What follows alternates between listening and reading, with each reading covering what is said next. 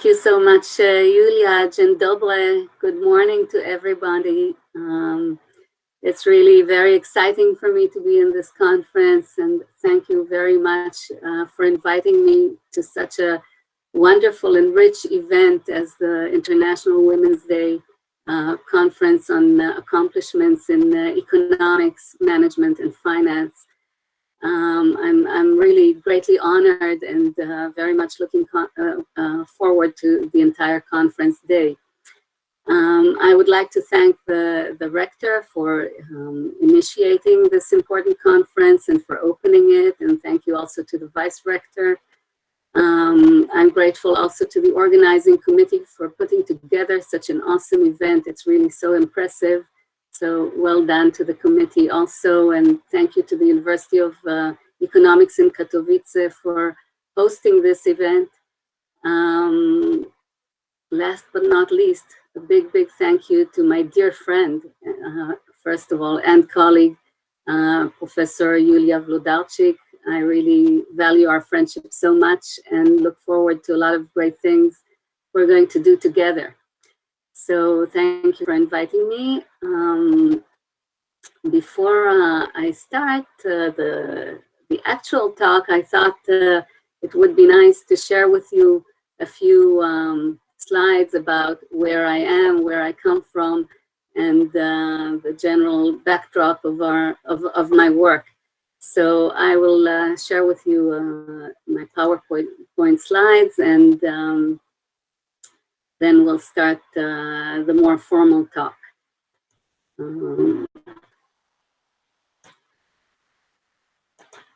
I hope you can see this. Right now I cannot see you, but you can see me, and I hope you can see my slides. So I really wish I could see all of you face to face, of course, and interact, but we will have to save that for another conference, another year maybe. So this slide is simply to show where we're sitting right now. We're in Israel. I'm in Israel here. I was born and raised in Israel. Israel is a very tiny country at the eastern coast of the Mediterranean. Of course, it's tiny compared to Poland. It's also very crowded compared to Poland, but it's a nice place, and I hope that you come to visit when times allow. So in Israel, we have 9 universities ranging from the north to the south of the country. I happen to belong to the University of Haifa, which is located in the city of Haifa here up north. The city of Haifa is a multicultural city, which is home to many religions. It's a holy city specifically for the Baha'i faith. And you can see here the beautiful gardens and shrine of the Baha'i faith in Haifa. You can also get a glimpse of our Haifa port, which you can also see here on the map. So this is just to situate you regarding where I come from and where I am right now. The University of Haifa resides at the top of Mount Carmel. It's adjacent to, and actually even a part of, a fairly large green national park. And you can see an overview of the university here in the picture to the right. The university, I would say, is a medium, maybe even large size university. It's home to 18,000 students. It has 6 faculties. The faculties are social sciences, humanities, law, education, sciences, and health and wellness.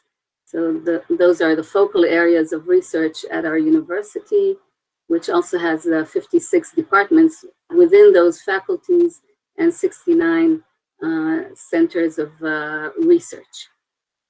So this is just briefly to give you, again, a sense of where I am.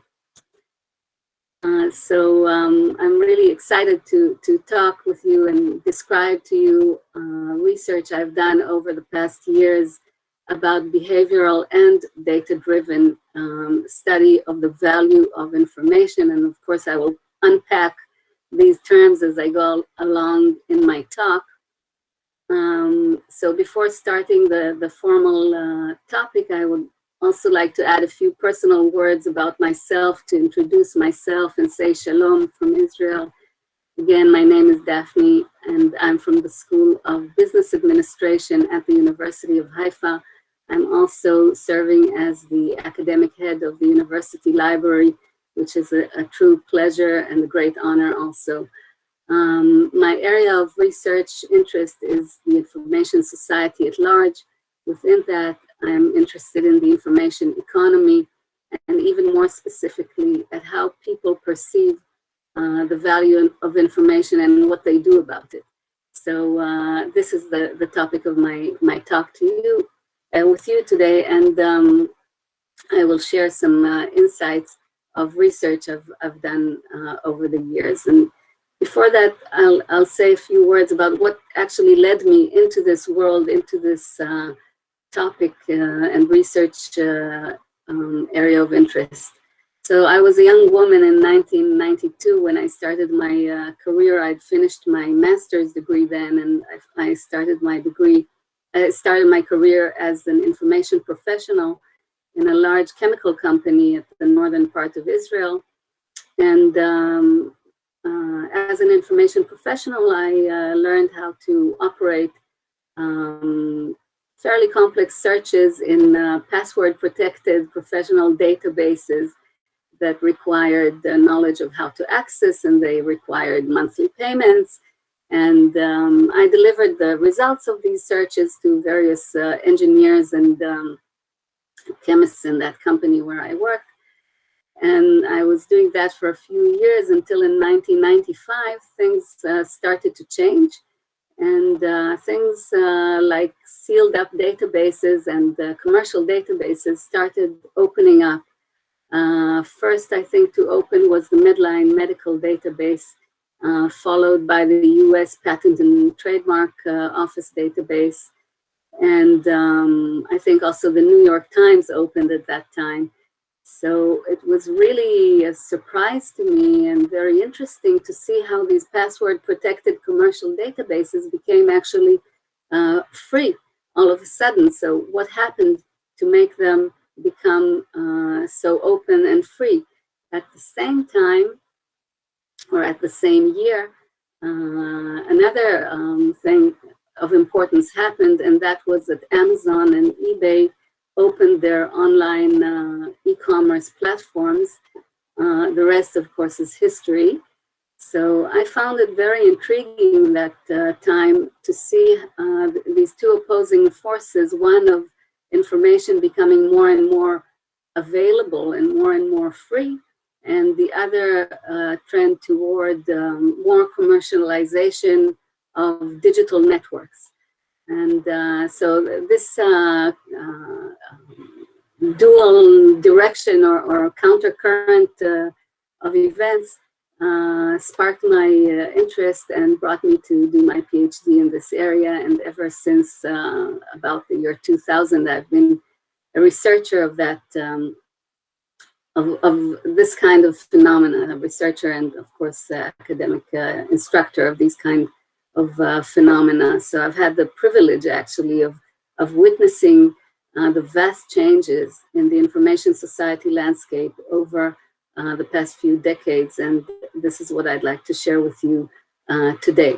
So the context of my talk today is the information economy, and the information economy has various unique attributes. I name only three here in this slide.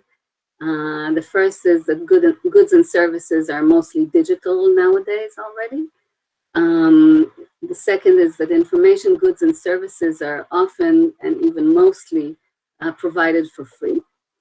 And the third point that is quite obvious in the information economy as we know it today is that money and power are highly centralized, which becomes a problem for efficient markets and free competition.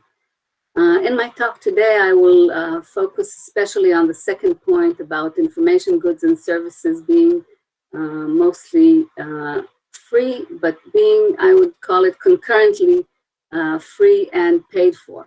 So this is the focus of many studies I've done, and I'd like to share some of these insights with you. So I'd like to start with a question, which is, can we envisage a situation where people will choose to pay directly for information in parallel to the current free-for-all environment?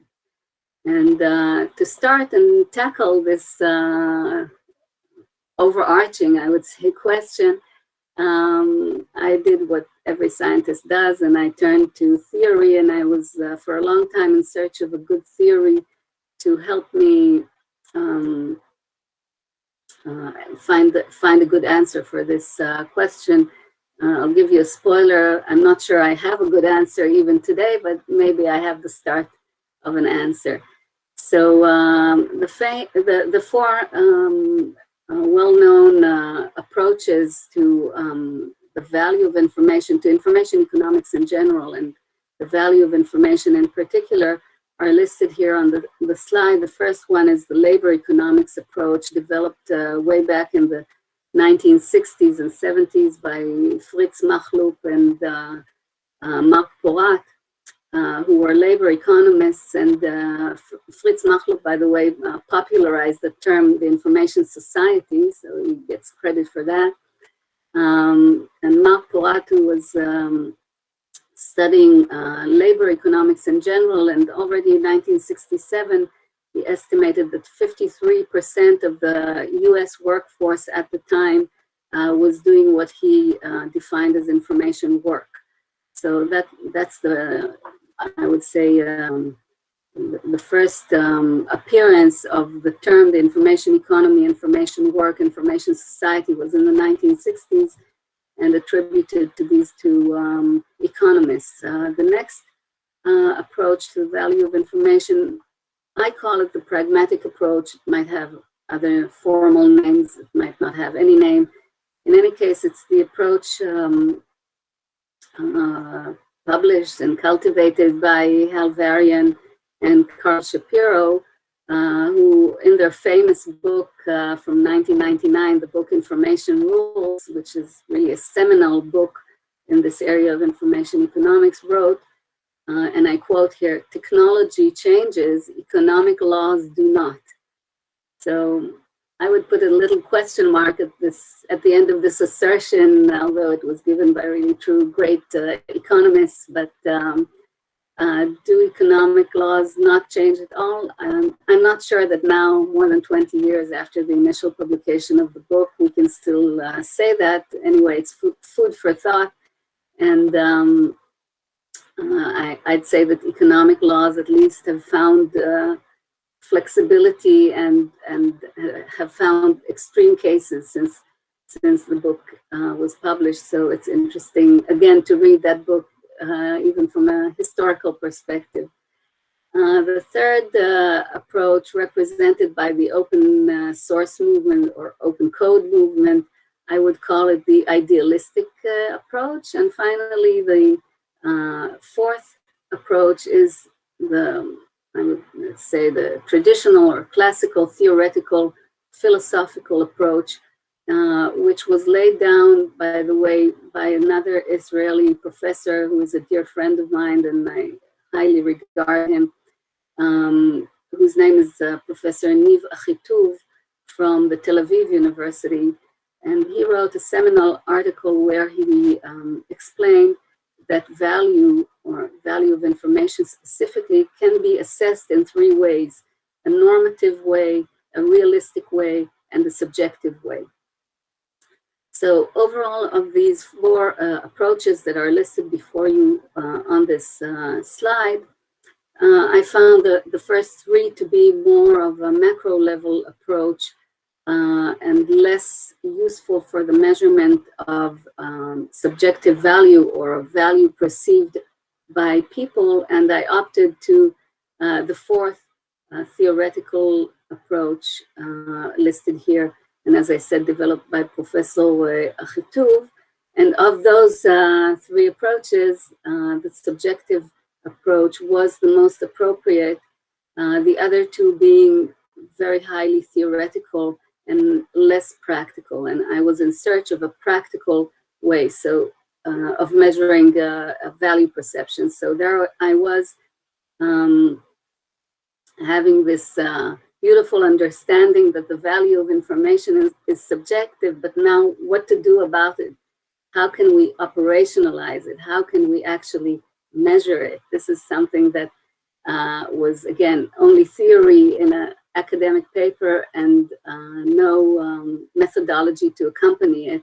So my first order of business, so to speak, was to try and understand what it means that the value of information is subjective. And so I'd like to share that understanding with you, because saying that the value of information is subjective is actually quite complicated, quite complex. It means actually that the value of information is perceived differently by different people under different situations and in different times and circumstances. So if something is so varied, it varies from person to person and from time to time, how do you catch it? How do you measure it? And it's highly legitimate, of course, that value will change with time. Value can wear out or be increased. It changes for the same person depending on different situations. By the way, it's not necessarily rational. Possibly it's very irrational. And here I can share an example with you that one of my former graduate students a few years ago, I think in 2015, ran a short experiment and showed how exposing the same texts to people of varying academic backgrounds, varying formal backgrounds, resulted in varying value estimations.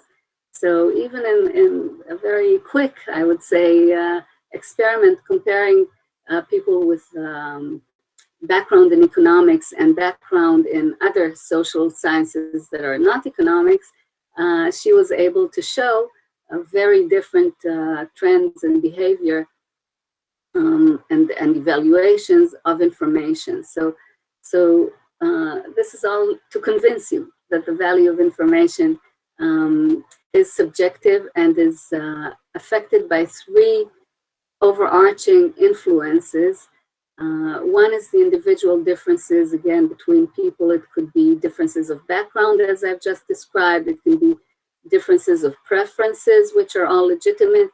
The second source of subjectivity is the environmental influences. So it depends on the social situation where people are, on the market structure that is around people. I just mentioned that markets can offer free information or paid information. All this, of course, influences or is a potential influencer, at least, of value perceptions. Also, in terms of the social environment, are there any people of authority around us, and so on and so forth. So each bullet point on this slide can be broken down into many variables. And finally, one other important influence on the value of information and its perception is the information itself. This is something that maybe people think about immediately. Okay, if you think about the value of information, so what is it worth? What is in there? Who wrote it? Where was it published? How credible is it? Is it fake? And so on and so forth. So the content itself and the method of delivering it, i.e. the interface, also have quite a significant influence on how we perceive information. And I've also done experiments on that. I'm not going to go into each and every experiment that I've done, but just to say that there are many possible avenues to go at while studying the value of information. So, and to bring it down to a more practical approach, I would say that the subjective nature of the value of information suggests that value perceptions influence information consumer behavior. Okay, so what happens inside our minds when we're influenced by our personal preferences, our environment, and the content itself makes us behave towards information in specific ways. And so it makes our theoretical approach and theoretical questions a little bit more practical. And throughout the presentation, I will also aim to share some practical insight with you and not just philosophical academic talk. So I was in search of operationalization of this subjective value. As I said, there were no empirical studies at the time, and because we are dealing with a subjective approach, I turned into the larger area of behavioral economics. So the starting point was to select behavioral economics as my point of departure, which I discovered as a very rich source of study of value and of practical empirical approaches. So specifically, the prospect theory was a theoretical background that guided my empirical work. It represented a new way of thinking about economics, or a fairly new way of thinking about economics, without the formal confines of neoclassical economics, of rationality and utility maximization. So we could relax rationality and we could relax utility while thinking about subjective value. We have to relax these assumptions.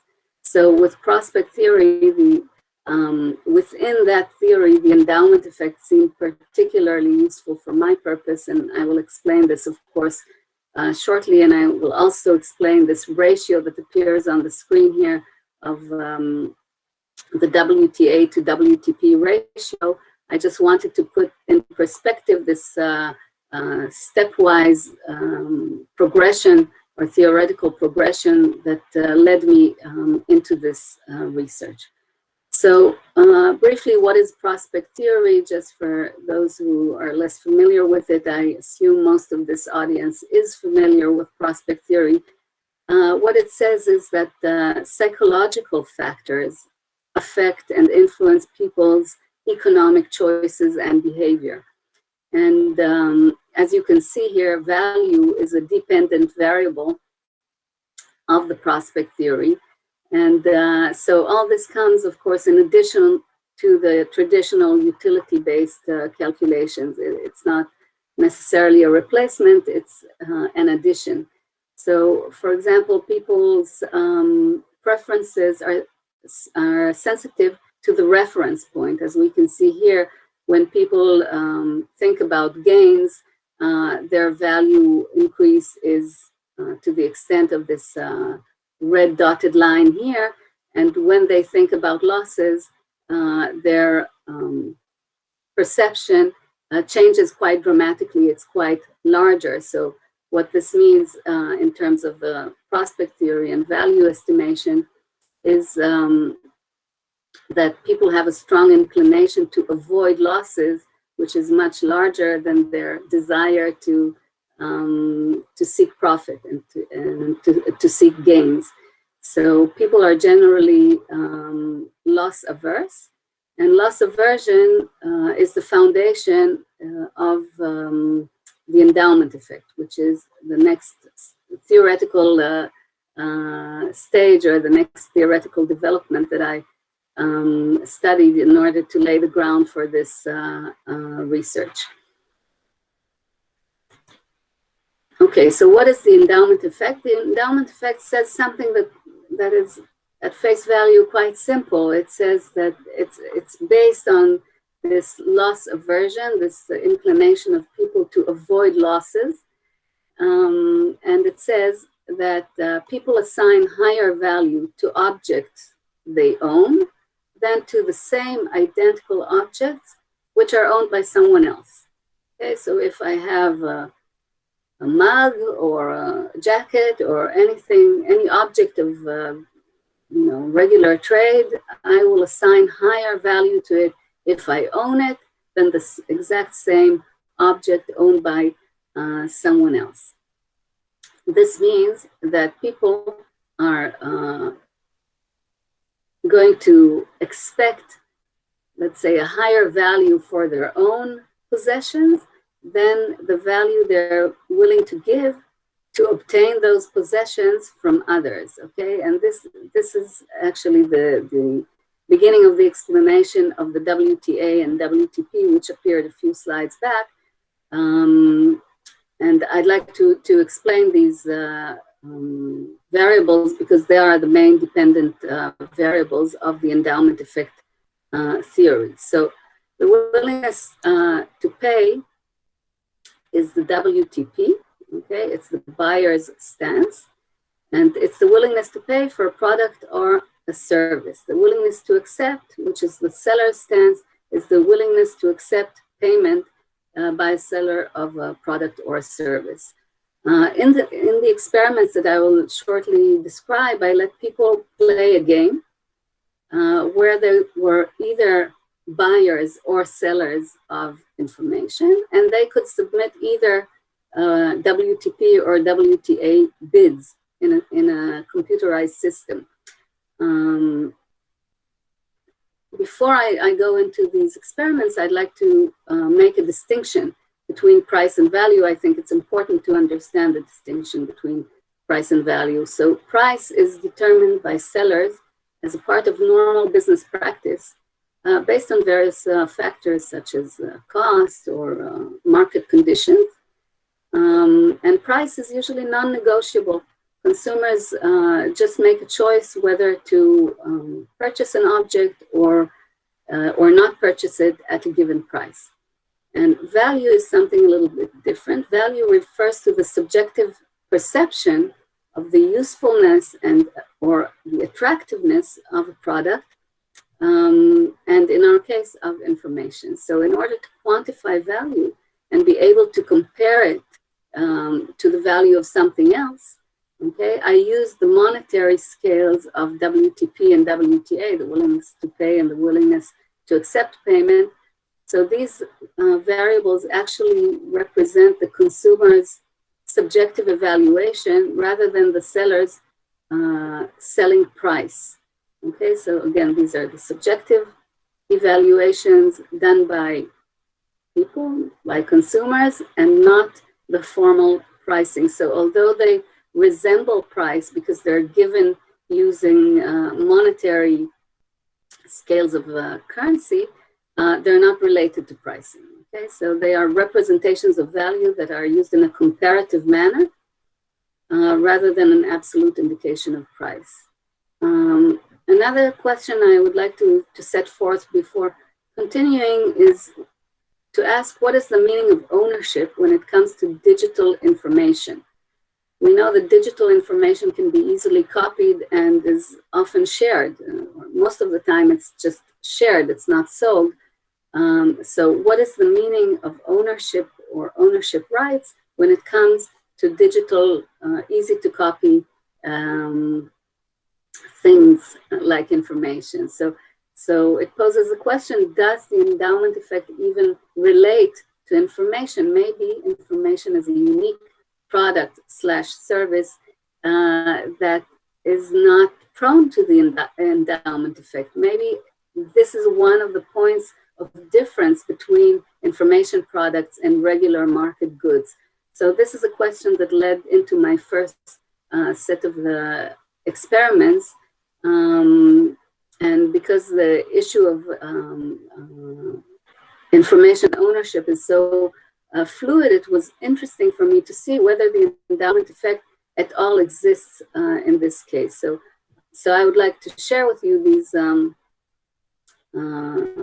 how I actually set up the experiment and what are the insights from it. But first I will describe the experimental methodology, which took me quite some time to develop given the things I explained to you earlier about subjectivity and having only theory and nothing else to grasp when I set forth to study this. So in keeping with the tradition of behavioral economics, I developed an experimental approach researching the value of information, which was implemented as a digital online activity and included some components that appear and reappear in every experiment. So I will not show you the specific experimental tool used for every study. I would like to first show the general experimental approach, and based on that, I will present the findings. Okay, so the method in the behavioral experiments was the following. First of all, we need to think about a scenario, a good case, convincing case to show the participants, where it challenges the participants to make a decision, and the decision is not trivial. Okay, so we develop a game or a scenario having a business decision or a business dilemma that involves some form of risk and or uncertainty. Okay, so you need to challenge the participants and get them to thinking and to get them to think, I wish I had a little bit of information or some kind of supporting evidence in order to make a good informed decision. Okay, so this is the first motivation, a scenario which requires a decision, and you can see this here on the left. And then once you raise the participants' awareness and need for information, you provide them an interface that enables them to access information which can be of various levels of relevance to this decision, and they would like to use this information. Okay, so we set up something like an information shop. Okay, and I will soon show you a sample interface. We set up an information shop. In some of those shops, all of the information was paid for, and you had to pay in order to gain access. In some of those shops, the information was free. Some of those shops, there was a combination of free and paid for information. It depends on which experiment was going on. But anyway, it was kind of like a shop mechanism. And then we needed to give the participants a digital wallet with play money, of course, so they would have enough money to make their bids for information, their WTP and WTA bids for information. And finally, of course, a database which collects all of the participants' actions, decisions, bids, and so on while they are doing the activity or playing the game and making their information choices and making their decisions. So all this is recorded to a database, and this data, of course, is analyzed for research purposes. So this general setup is the experimental setup that I implemented in numerous studies. I don't even know how many, but many. And it's really a lot of fun. By the way, I still do it. So I've been doing it for years, and I think it's a very productive way of working. So it's not my exclusive method of research, but it's a good method that I really like and I believe in, and I think can serve in many additional studies beyond what I already have. Okay, so now that we know what the method is, let's go into the first series of experiments. Of course, as you know from behavioral economics or any other experimental approach, when you do an experiment, you have a series of experiments in order to control for variables and see the outcomes. So the first series of experiments was designed to see whether the endowment effect exists at all when it comes to information, because of what I said earlier, because information is just being copied and shared. So why would there be an endowment effect for an intangible and easily copied object of trade? So, and also, what is the meaning of ownership rights when there are no ownership rights, in fact? So it stands to reason that the first hypothesis of this study would be that there is no endowment effect when the product at hand is digital information. So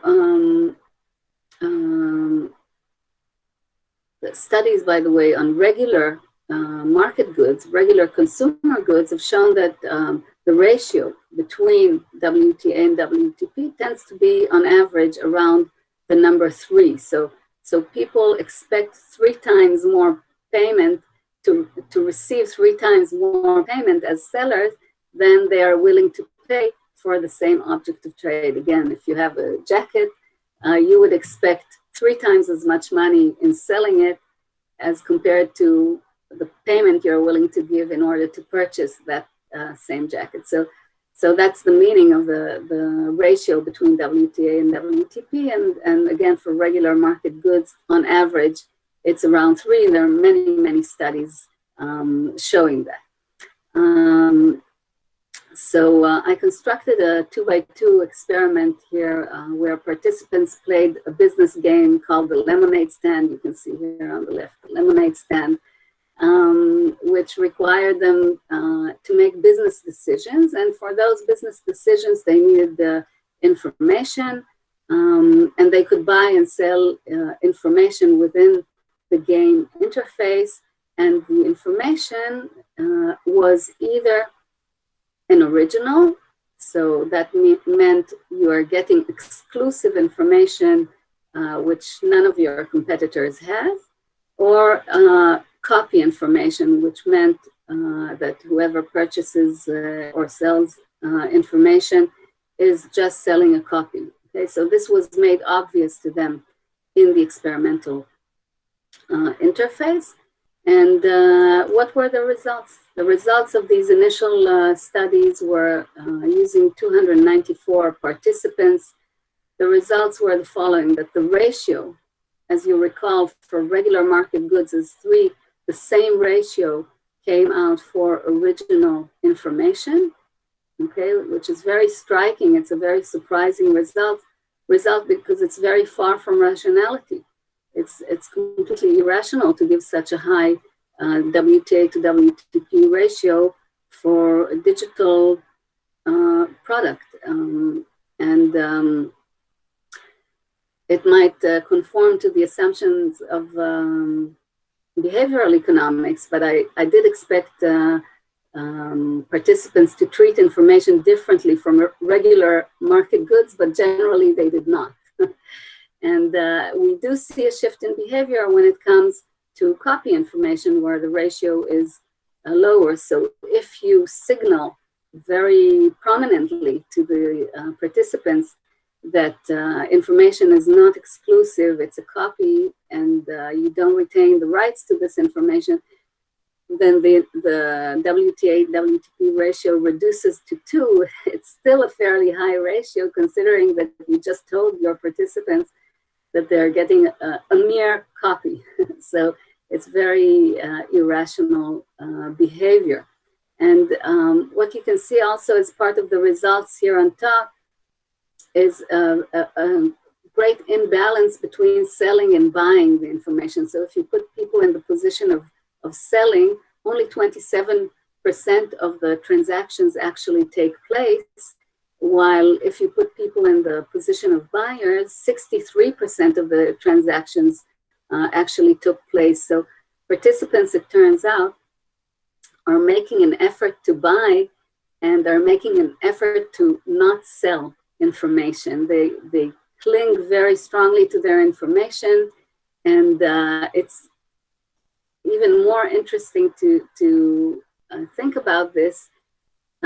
First of all, because it turns out that information ownership is still important. Even in the digital age, it probably reflects some kind of psychological state of mind, a desire to possess information, And this is the first and very strong observation, as I said, even from the copy information, not just the original.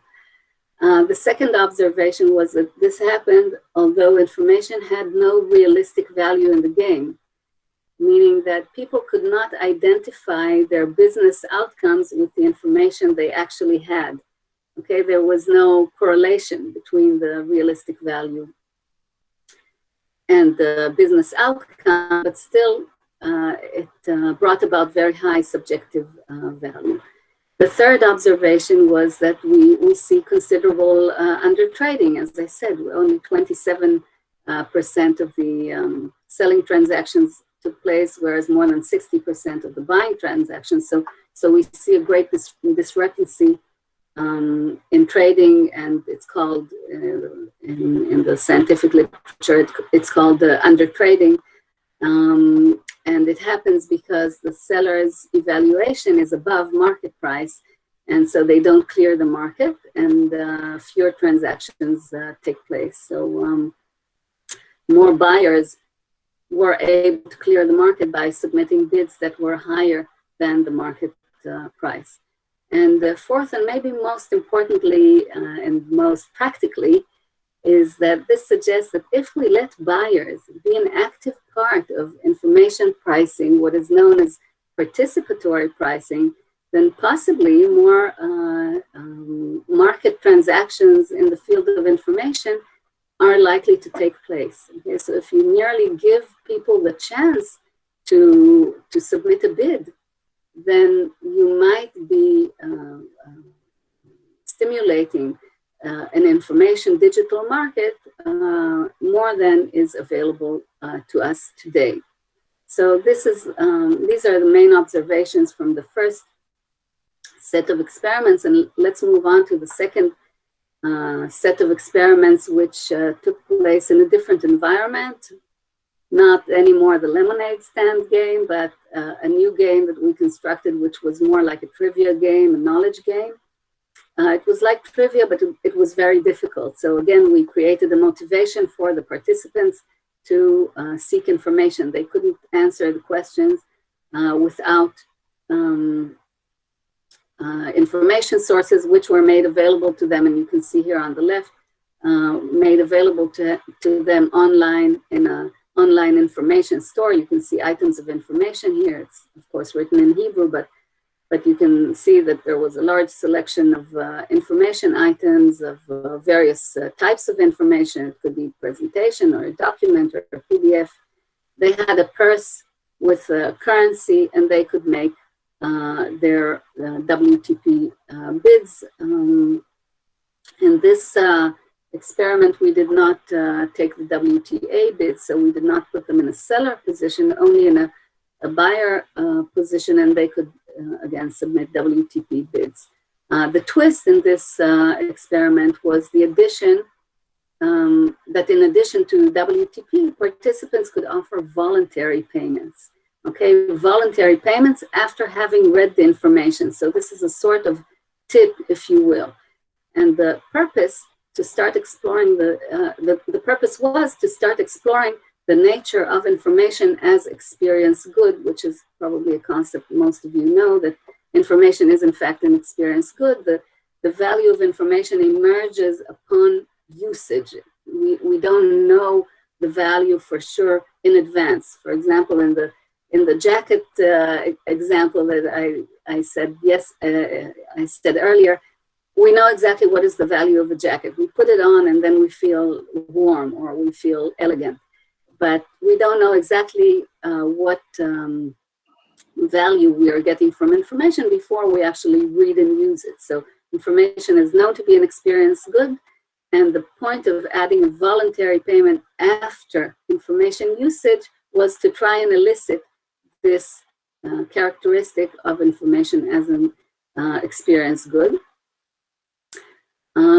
So we had some surprising results in this experiment.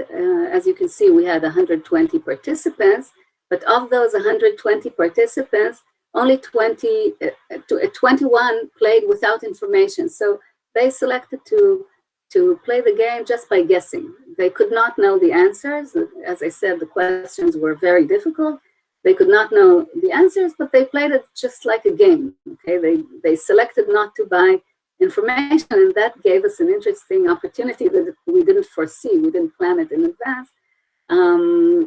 An interesting opportunity to assess the realistic value of information for this kind of knowledge game.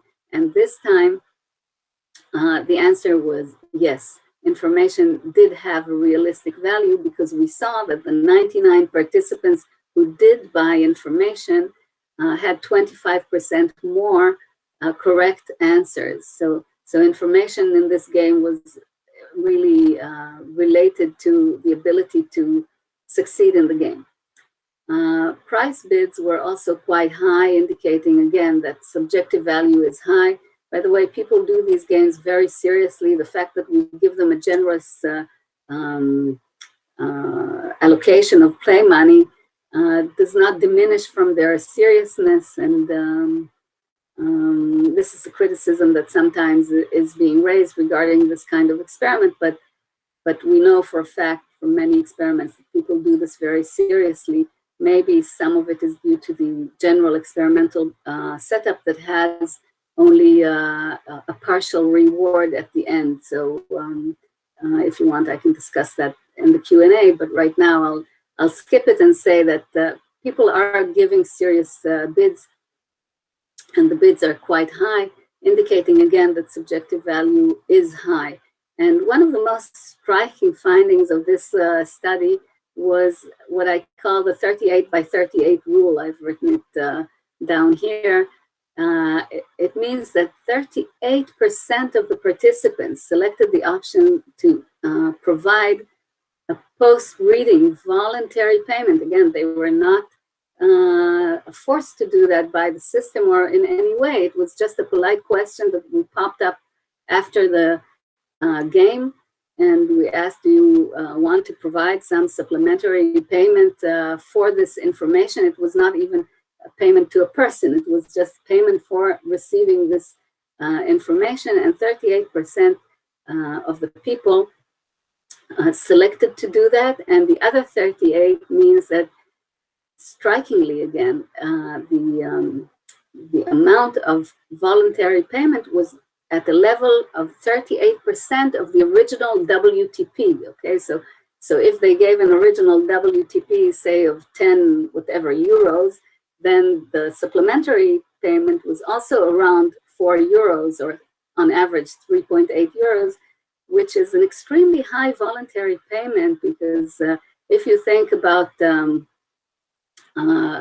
going to a restaurant and leaving a tip to the waiter, or taking a taxi. I mean, if we can remember doing that from a year ago.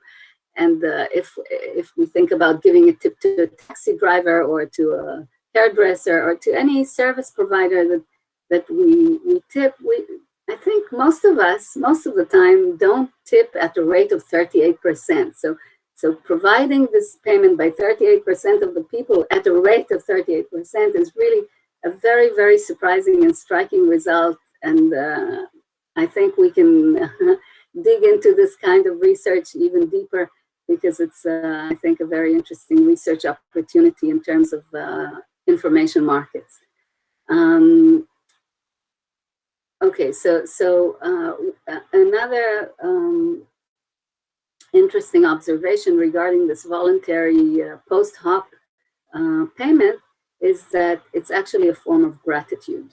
Okay, so let's remember that for the next empirical work that I will show. But the practical observation of this experiment is listed here on the bottom, and it says, let customers give tips. Okay, the previous observation was let them pay. I mean, provide mechanisms for people to pay. You might be surprised how willing they are to pay. And here I'm saying, let customers give voluntary payments post hoc. You'll be surprised how well it works. And even if it works only partially, only for 38%, or maybe in real life, even for 5%, still, it's much more than is being done today. Okay, another experiment was another kind of knowledge game. We gave people an assignment to provide advice to a friend on a controversial topic, which specifically was the connection between consuming dairy products and cardiovascular health. Okay, so here it was a different assignment, not a trivia assignment, but an advice-giving assignment. And we let people bid for information items, again, in our digital store, which you can see here on the left. And here, by the way, you can see that the store is completely free. Everything is green, is open. All the locks are green and open. In another version of the game, you would have seen all the locks being red and closed, and people would have to pay for them.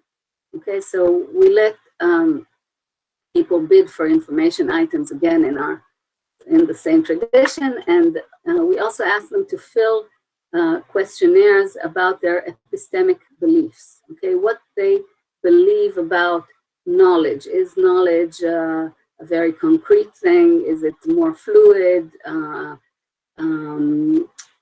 Is information a source of solid and founded knowledge, or is everything relative and questionable, and so on? These are epistemic beliefs. There's, of course, a whole big theory behind it. And what did we find? So we had 106 participants who selected among 19 information sources, also varying qualities. So here we also manipulated the actual quality of information, not in terms of quality of good or not good, but in terms of how reliable is the source. Okay, is it, for example, a government source, a medical source? Is it just the general public news? Is it just someone, writing a blog post? And so we manipulated also the types of information.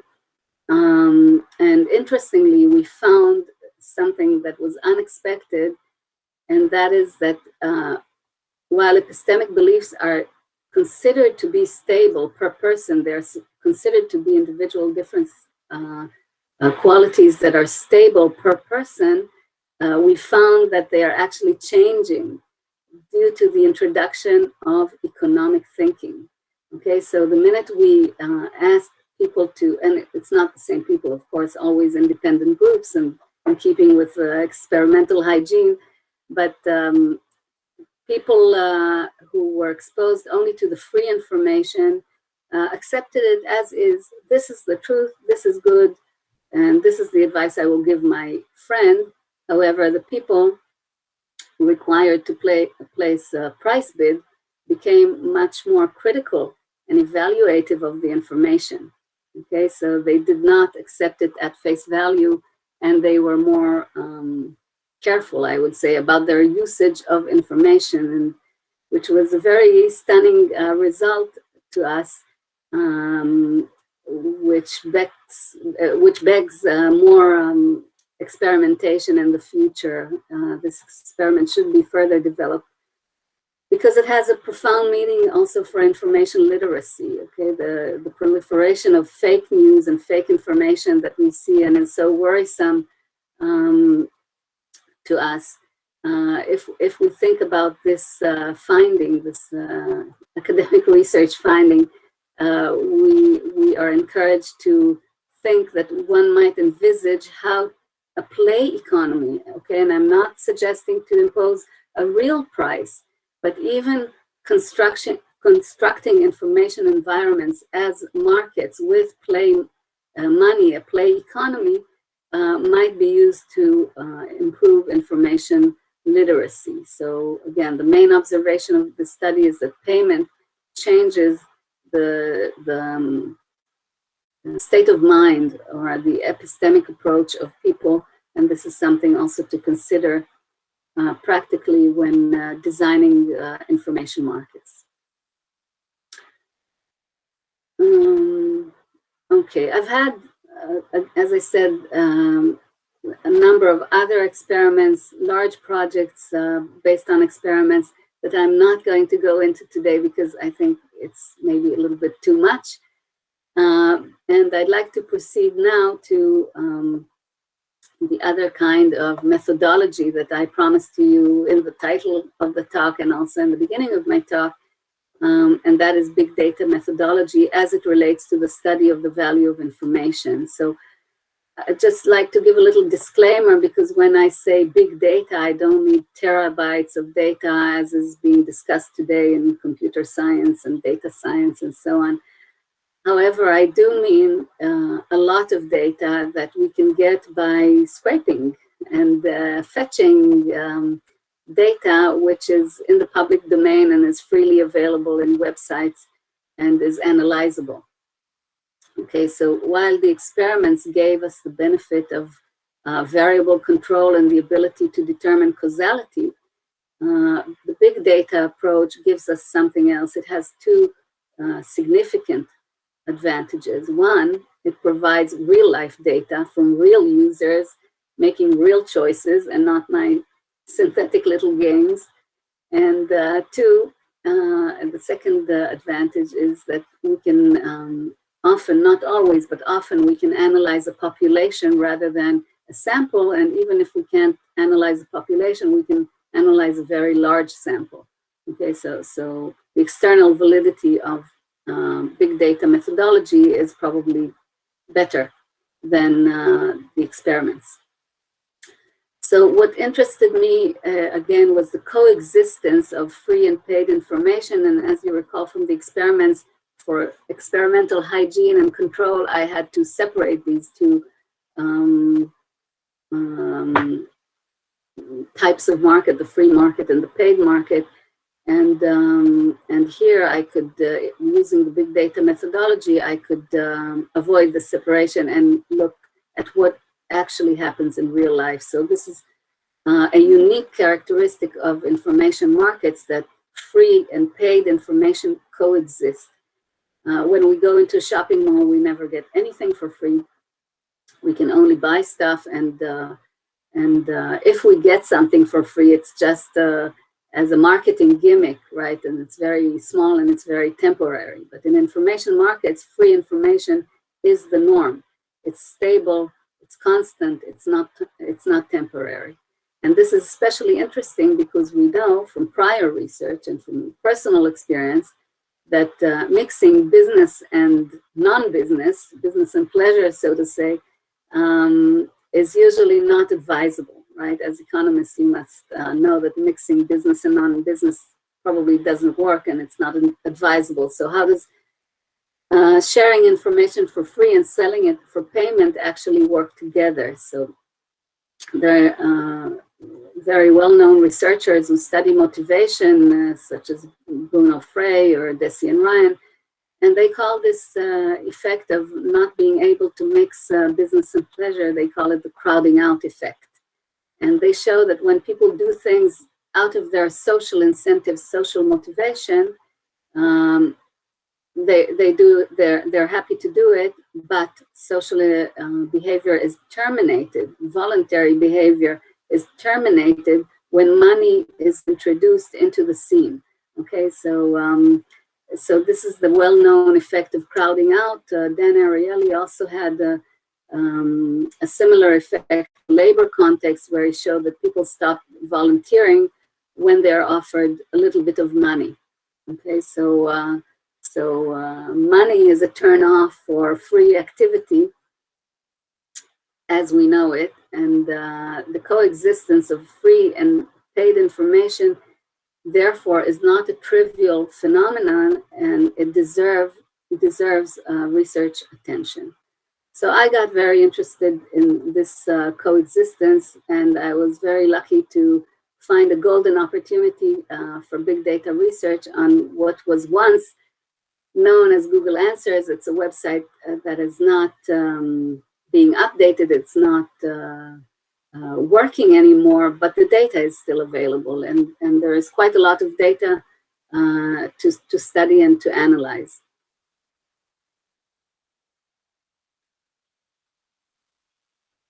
So what was Google Answers? It was a website devoted to answering questions for a payment.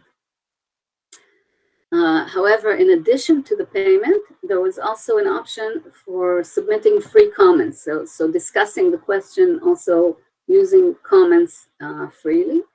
Another interesting option that might remind you of one of the experiments I described was the option to provide a tip, a voluntary payment. And so Google Answers to me was really a golden opportunity to study both buyers and sellers of information. In this case, buyers are askers and sellers are the answer providers. I could study tipping, and I could study free information, and I could study paid information. So really, it was a golden opportunity, and I've done so many studies on Google Answers. Really, it was a lot of fun. So we scraped all of the data from Google Answers, which at the time, and I guess today also, because as I said, it's not an active database anymore. It's not an active service. So it has about 130,000 questions. Of those questions, 52,000 questions received paid answers. And this took place over 4 years of activity online. So just to clarify the variables we had, you can see an example of the interface here, but the variables we collected were the questions themselves, the text and the price bid, the answers themselves, the text and the fact that these questions were answered, as opposed to many questions, as you can see here, that were not answered. We had the text of the comments. We had the level of provision and payment of tips, of the voluntary payment. Together with the tips, it was possible to leave a tip text, okay, to express in words a form of gratitude regarding the answer received. And last but not least, we had a 5-star rating data for the answers. Of course, not for all of them, because it depends if a person wants to give a rating or not. Okay, so I would say the order of appearance is more or less reflective of the amount of data we had for each variable. And what did we find? We found generally over the 4 years of site activity, generally prices went up, and so did the tips. Okay, so over the course of 4 years, prices and tips increased, which means that there is learning. Customers in the market learn over the years to pay for answers, okay? And then what I did was I set out to study the sellers separately from the answers and zero in or focus closely on the motivations of sellers versus the motivations of buyers on the site. So let's start from the sellers.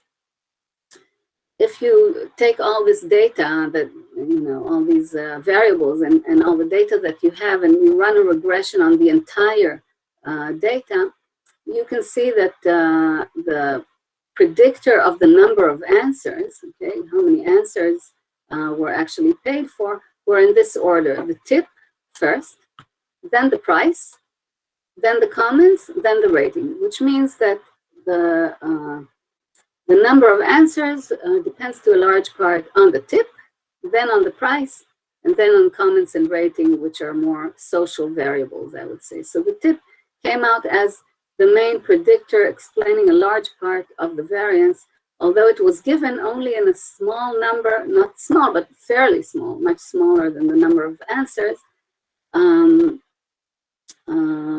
While the price, of course, the payment was given to all answers. So although tip was a fairly low populated variable, it was the main explanatory variable of the number of answers. Okay, then to study the sellers separately from the buyers, and also to distinguish seller motivation, I divided the seller population into 2 parts by a median split. Okay, people who answer often, okay, and people who answer occasionally. Okay, so the people below the median they are the infrequent or occasional answerers, and the people above the median split are the frequent answerers. And I wanted to see if there was a difference in the incentive structure motivating these two types of sellers, of answer providers, and there was. Okay, the group of infrequent, of the occasional answerers was motivated again by price, tip, and comments, very similar to the large regression. Rating was not a predictor for that group, so less social motivation for the occasional answers, but for the frequent answers, the main predictors were tip, comments, and rating.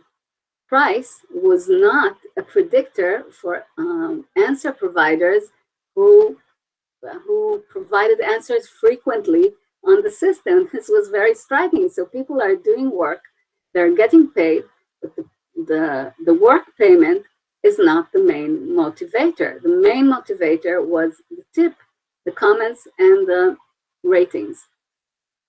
So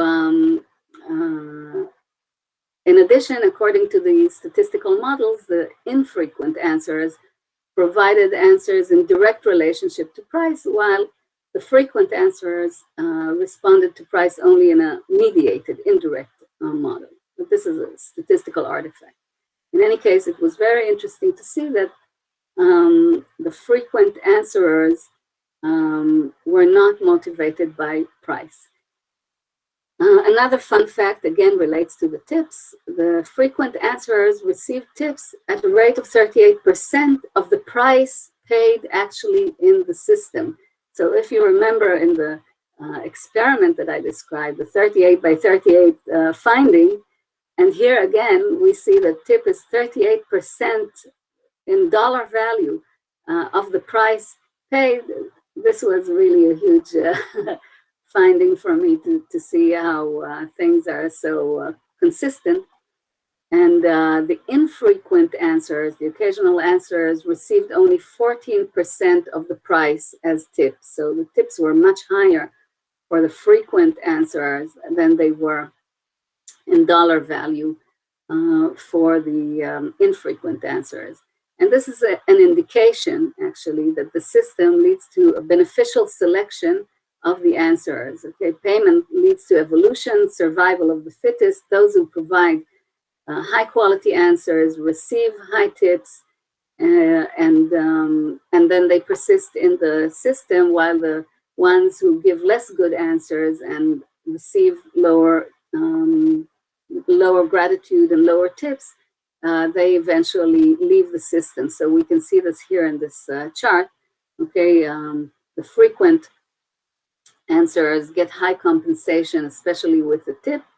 So they get really strong positive feedback and they stay in the loop, while people who give less informative or less qualitative answers are being kind of let out of the system in a natural way, I would say, in a natural selection.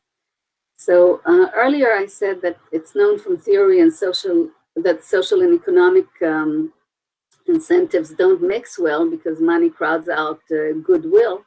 And we see in the present results that this is not the case for information. So in information markets, free activity is actually a catalyst to the paid activity. While tips are indeed a form of payment, they're a social kind of payment, okay? Being voluntary and being paid only after the fact as a form of gratitude.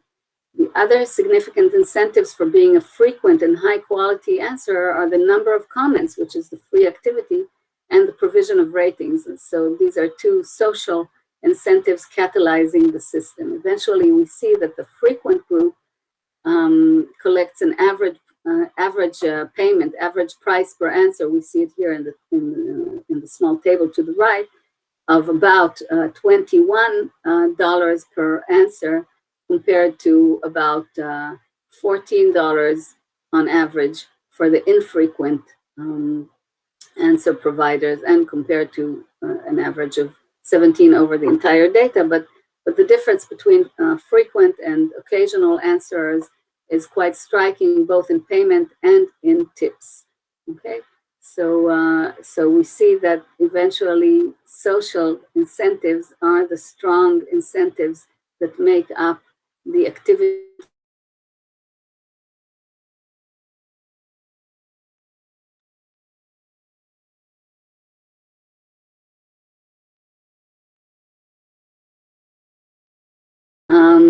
In another analysis of the data, I ran a text analysis on the questions and answers in light of the theory of self-presentation, and I was able to show that there was a mirror effect. Okay, answerers are mirroring askers and vice versa. So the more the askers disclosed about themselves and wrote at length, and the more the answerers did the same. And what is interesting for our discussion is that in this nice conversation, social reciprocation also resulted in economic benefits. And they are seen in the higher pay and higher tips and ratings provided to people with longer texts.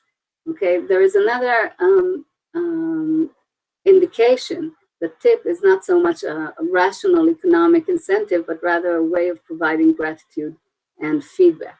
Another finding was that merely writing within the question text, merely writing in it, thanks in advance to someone who will answer me without knowing who will answer. By the way, another point about the system, that it was totally anonymous. There was no relationship building in the system. So merely writing thanks in advance within the question text was related statistically to the provision of a tip.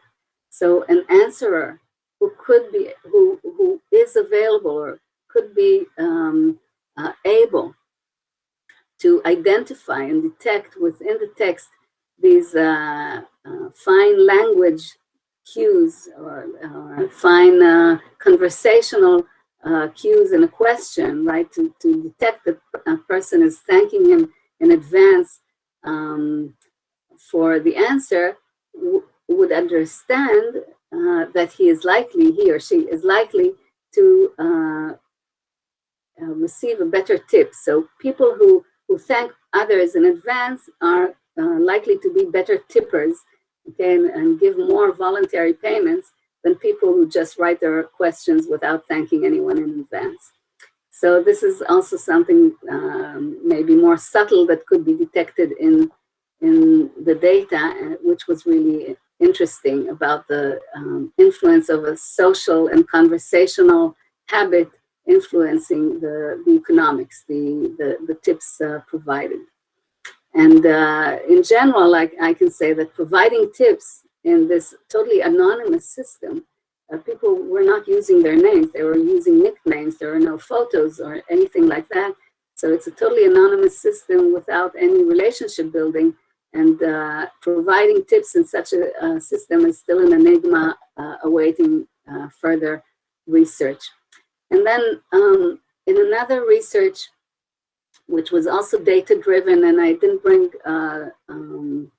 the slide here, but just to share with you that in another study that we did with one of my doctoral students, we scraped data from the Etsy website. Etsy is a website where crafts are being sold, and we looked at the profiles of 1,800 sellers on Etsy, and again, we looked for language cues and for textual cues disclosed by these sellers, and how these textual cues could be related to their business outcomes in such a culture of in such a market of culture objects, and we saw that people who disclose more personal information about themselves generate more sales and more income, and so. Again, this approach of being good, being nice, being a good storyteller has economic outcomes when it comes, again, to information markets. Okay, now moving to analyzing the buyers, those people who post their questions on the Google Answers website. Well, you know, every business would like to have long-term customers, customers that keep returning and keep buying and buying again and again and bringing more and more business or income into the business. And so my question regarding this information market was, what makes people satisfied customers of an information market? What will make them come back for repeated purchases in this information market? And to answer this question, I again split the data, but this time I split it by the askers, not the answers. Two groups of askers. 72% of the askers were only one-time askers, and 28% of the askers who were repeating. In other words, they had 2 or more questions asked in the Google Answers database.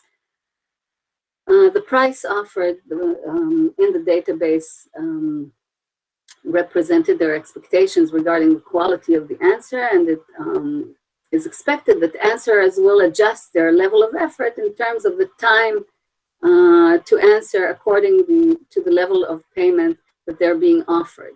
So, so I would say that the price reflects the expectations of the askers, and also the it gives kind of a signal or a cue to the answerers of how much effort they should invest. And this is data that we had from the system, their response time to the question. And again, we had the number of comments. And we also had a variable that represented their satisfaction. And we knew if they were one-time or repeating customers. So we had information regarding their inclination to continue using the site. And so we said it's expected that answerers will adjust their level of effort. And what we did initially was to check if the price had differed for one time, or the price bids had differed for the one time versus the repeating askers. And we found that there was no statistically significant difference in the prices offered. So all askers actually entered the system with equivalent expectations, and they gave them, or they signaled them in terms of the price. There was also no statistically significant difference in the length of time and the response time invested in providing an answer. So, so one-time askers received the same level of service as the repeating askers. And the difference between these groups, the one-time and the repeaters, was again in terms of the social elements. Repeating askers received significantly more comments. Okay, the conversation was much higher for repeating askers, and they provided a lot more feedback. Okay, so again, there is a feedback loop here. Going back into the system and catalyzing it. But the feedback is largely social rather than purely economic and purely price-based. No, it is based on tip, which is, of course, money. But as we said before, it's money based on gratitude, and it's voluntary. And so the conversation and feedback are actually the prominent elements for the repeated business in this online information market. And the regression model showed that the main predictors of repeated questions were ratings and tip text, not even the tip itself. Okay, so of the things that appear here in the satisfaction variable, ratings and tip text were the main predictors of the repeated questions, of the continuance, rather than the monetary tips. So repeated business comes from feedback and social interaction, not from utility, which is an interesting observation about information markets. Again, it's the free activity which catalyzes the economic activity, And this is the message to take home with us from this kind of market. So repeated business comes from feedback and social interaction. Okay, I'm nearing the end of my examples here, and another experiment that we did with scenario and business investments. This again goes back to experiments, but I'll explain why I'm showing it here. So we let our participants choose whether to buy information or rely on free information. So we had paid and free concurrently, and we saw the following. As you can see here in the pie chart on the right, we had 12% that played without any information. Again, just played to get it over with and submit a decision. We had 6% only, I would say, who selected only free sources. I expected this percentage to be higher, but it was only 6% who selected free sources only. 38% selected paid information only, and 44% of our players mixed. They used free information and paid sources together. So again, I'm not going to go into that experiment in any detail at all, just to say that the observation was that people bought fewer sources, but they were more focused and more relevant. And again, while analyzing the data, we could see that people chose free information first, and then they came to buy information. They came to buy the paid sources, which means, again, that free information catalyzes the usage of information in general, and that includes paid information. So taking the big data, Google Answers results and the Etsy results, with this additional experiment results, we start to understand that creating a market economy around information may be beneficial if it's done in the right manner. Okay, so I'm not here to advocate to remove all the free information and put in only market mechanisms. Not at all. Free information is wonderful. Of course, it has its disadvantages, but it's wonderful. I'm here just to say there are new options, there are additional options to consider under carefully designed circumstances.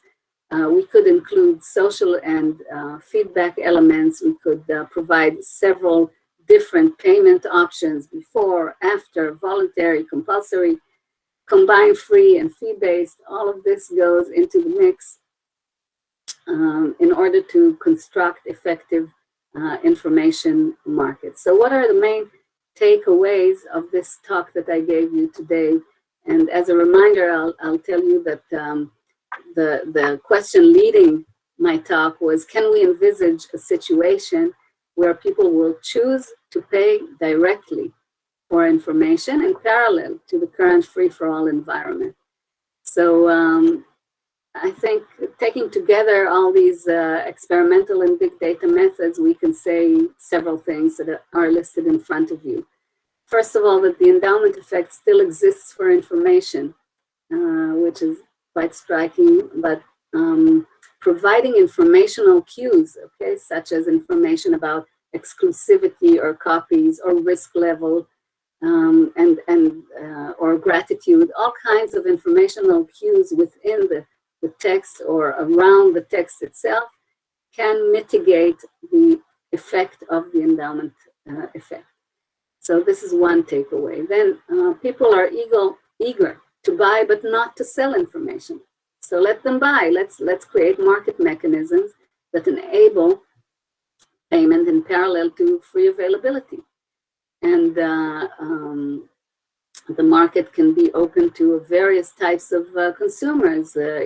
We need to develop mechanisms that are suitable for various types of consumers with various preferences. And just by merely providing an option to pay, you teach consumers to pay. They learn this over time, even if it's partial and even if it's voluntary. Again, it's a lot more than we have currently.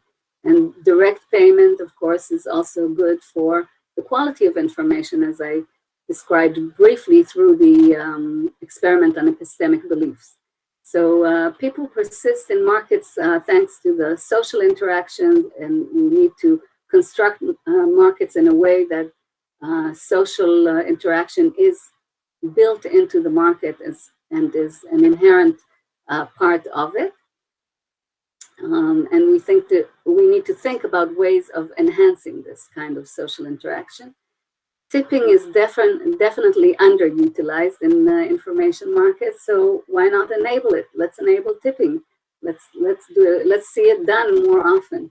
And another takeaway from this talk is that the way we experience information, okay, as I said, information is an experience good. The way we experience information in terms of the interface and many other influences on our experience affects the way we value information. So we need to invest in research and also in practice on ways of creating information experiences. This is another point to think about into the future. And the final point is that economic thinking actually induces better information choices. So in our battle with fake news and various infodemic phenomena, I think that introducing environments that have some economic thinking in them could be helpful. So I'd like to end with a little epilogue to tell you that research is really making baby steps in a long, long journey to advance our understanding and maybe to advance a little corner of science. I tried to put forth before you a large quilt or a puzzle from the series of studies that I presented that are a subset of the whole of my research.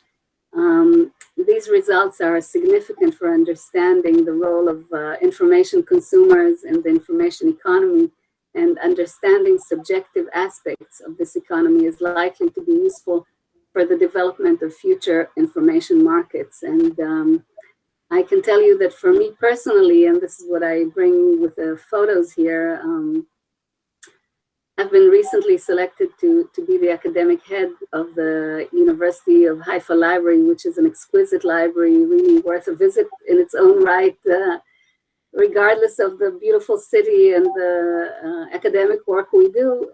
The library itself is really a wonderful place to visit, which I recommend to you, and you can see it here in the photos. And I'm trying to implement a little bit of this knowledge that I've collected during my research into leading the library into the coming years, I would say. And in addition, I've also been invited recently, a few months ago, maybe half a year ago, to be on the advisory board of this little startup company called Keynote. So this company is actually specializing in information markets and is constructing a new kind of information market. And it's very exciting to me to see that research is coming alive and is really being developed as a real life market. And of course, I wish them all the best. Who knows? It's just a startup. We don't know what's going to happen. But these two activities really enrich me, and I'm very grateful for being part of that, as well as my research career. I really thank you a lot for listening to me for such a long time, and I'll be glad to take your questions. I can also give the organizing committee my presentation, because the next slides have all the references in them, okay, all the academic references to my work. So with that, I thank you. My details appear here. You are more than welcome to be in touch with me, ask questions even after the talk. I'm open to new collaborations, and please do visit us in Haifa, and let's keep in touch. Thank you again, and I will stop sharing, stop talking.